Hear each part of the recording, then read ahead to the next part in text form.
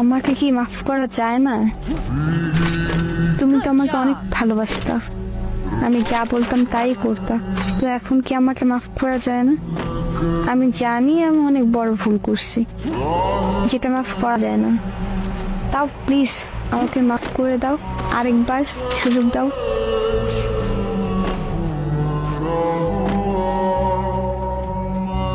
আপনি আমাকে ছেড়ে যাওয়ার পরে 2 মাস পাগলের মতো ছিলাম।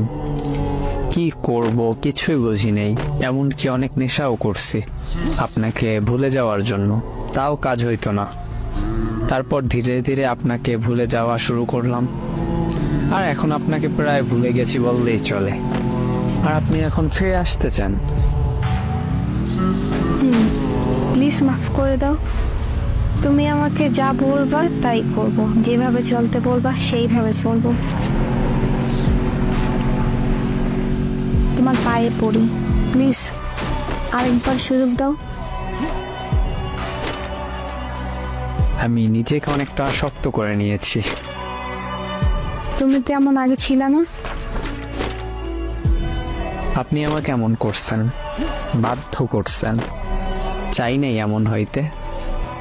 খুব কান্না করছিলাম আপনি ছেড়ে গেছিলেন যখন, কিন্তু লাভ হয় নাই কোনো। আর ছেড়ে যাব না, অন্য ছেলেদের সাথে কথা বলবো না। তুমি যা বলবা তাই করব।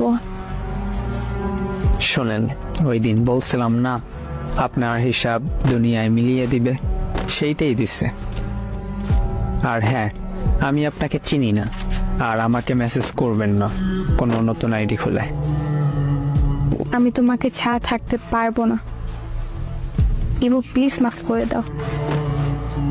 কোনো চান্স দিতেছি না, আর ভালো থাকবেন। এমন করো না, আমি তোমাকে ছাড়া ভালো থাকতে পারবো না। আমি মারা যাব। 40-এতে দাওয়াত দিতে বইলে যে আপনার আম্মুকে। এবার সত্যি অনেক ভালোবাসি তোমাকে, সত্যি মারা যাব। তুমি বলো এখন আমি কি করব? তুমি যা বলবা তাই করব। বলার কিছু নাই, আমি আপনাকে আর আপন করে নিতে পারবো না। সরি।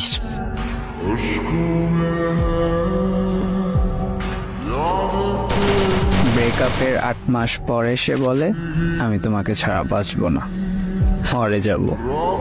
ফাইজলামো যত সব।